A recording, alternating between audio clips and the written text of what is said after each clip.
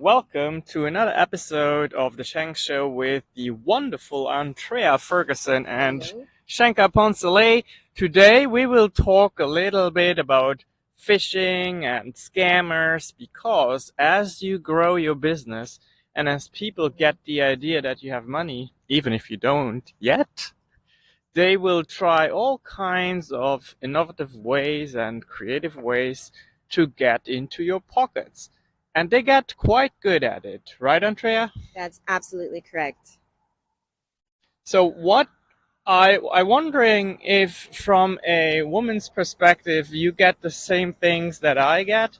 There's definitely different approaches, and some approaches even our clients have to deal with them when it comes to phishing strategies. But yeah, what is your take on this, Andrea? Yeah, so I would say I don't have any sophisticated scams that have happened to me recently as they have to you. Also, I think, unfortunately, being a male makes you more susceptible to being exposed to a variety of personal scams that could try to happen to you. I know definitely in Arizona, there's a lot of identity theft, and I'm very used to that. Unrelatedly, but relatedly, there's also, I don't know if they fixed this because I no longer live in Arizona, but they would have your driver's license good for 50 years. And that is no over exaggeration. I still have my own 50, like 50, 50? 50, Oh my goodness. FIFTY. You could get that license. I mean, I still have the license and it's valid to this day now. I also have a Texas license. I know Shankar hates this so much. Yeah, you cannot have multiple licenses, Andrea. Well, mine is more And I'm for wondering if we have to cut this out because no, you no, just no, admitted no. to being a felon. Listen, it has a black mark through the barcode. You can't use it. It's simply for, like sentimental value, sentimental purposes. Okay. But the point is that with with licenses being good for so long, and I think there's a lot of opportunity in Arizona, not just because of the license, but for whatever reason, like there's a high rate of scams, fraudulent activity, identity theft is really, really high there. So I have experienced it a little bit, I think, but I was always very quick at cutting off somebody trying to use my credit cards or debit cards or something like that. So I have a little bit of experience, but again, not to the sophisticated degree that you do. Okay, well, I have so many. And do you have a favorite from those that you know of? Well, personally, my personal favorite is when we together are driving in the car, particularly when we're going to like a business lunch or we have a meeting or something like that, and I get an email from you that says, "Andrea, I'm updating my bank details for payroll. What information do you need from me?" Shankar Poncelet, CEO of Shank's Web Development, and I'm like, "Oh, honey, how would you like to update your bank account details, being that you're right in front of me right now?" Those are kind of funny. Yeah, they are indeed funny to us on this level, but this is a serious matter to the point where we even have a client to whom this happened, where this strategy works.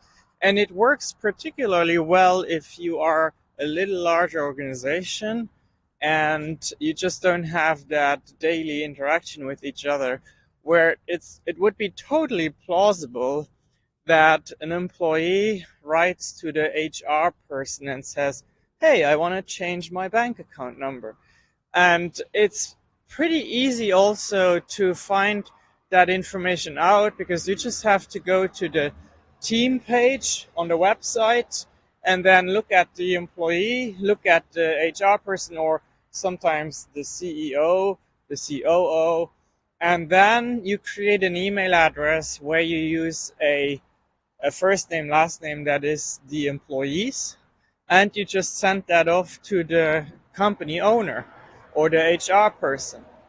And in these cases, what is very important to do is that you want to really look at the email address, because usually what the scammers don't do well is they don't take a lot of time to pick an email address that is realistically going to be used by that person.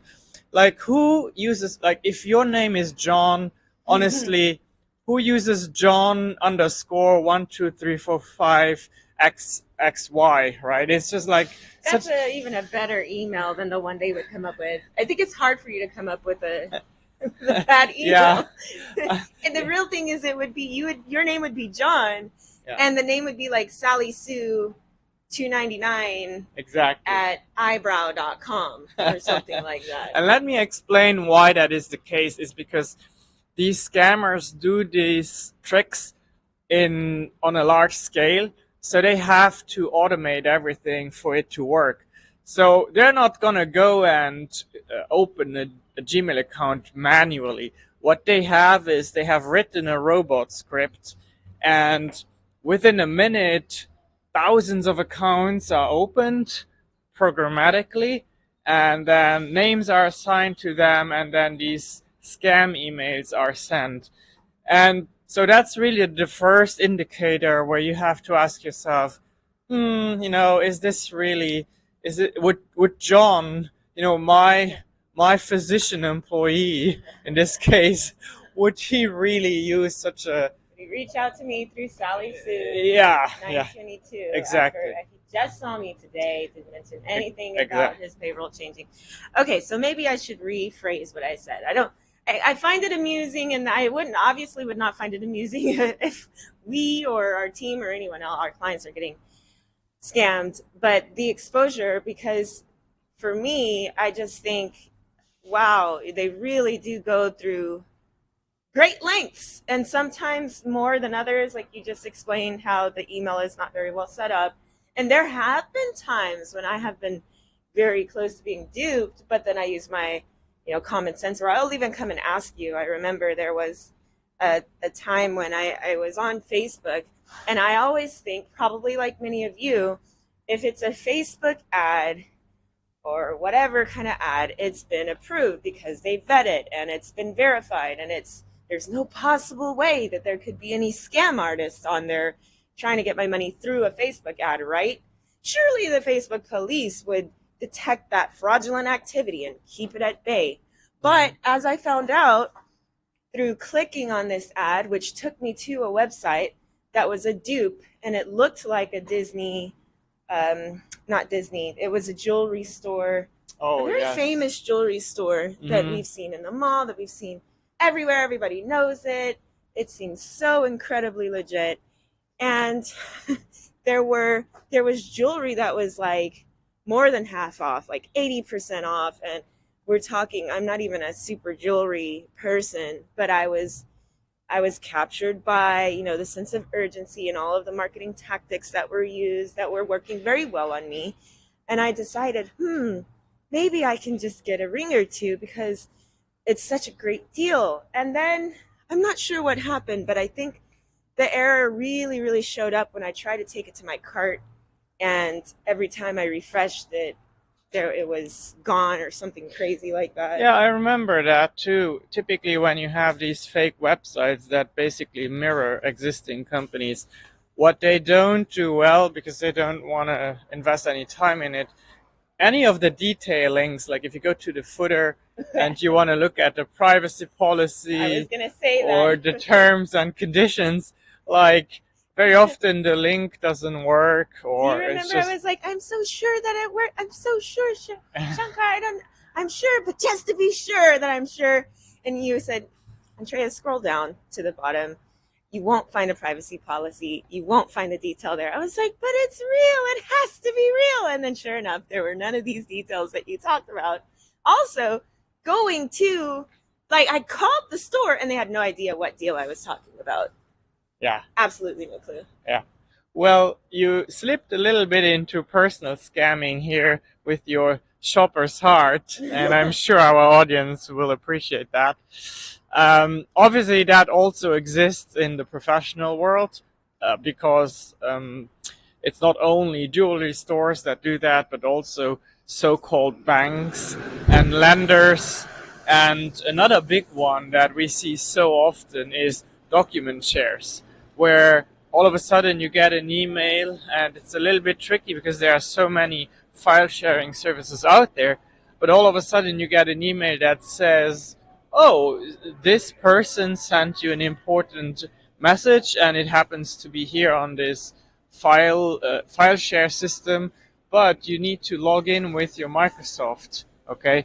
And then you go there and the system wants you to enter your Microsoft credentials, and what happens is you have just given them basically the key to a lot of your company. Yeah. So I want to tell you how you avoid the pitfalls here, or how avoid getting into that trap. Going back to the employee that asks you to change bank account numbers, you have to ask yourself, why would he all of a sudden use this weird personal email address where he has a company email? Why wouldn't he use that, right? The other thing that you can do to mitigate that risk is you have company approved forms that people need to use when they request a bank account number change. They have to use the form. They can't just send you an email like that. And then the example with accessing file sharing services is very important. When you get to that page where you are supposed to log into your Microsoft identity in order to get access, you need to look at the address. The URL in the browser will be not Microsoft.com, because that is protected and only real Microsoft.com services have access to that. So if you see any variation, and sometimes they like do a spelling mistake that is hard to see, right? Like they will for example, leave away one letter. Instead of Microsoft, it will say Microsoft, right?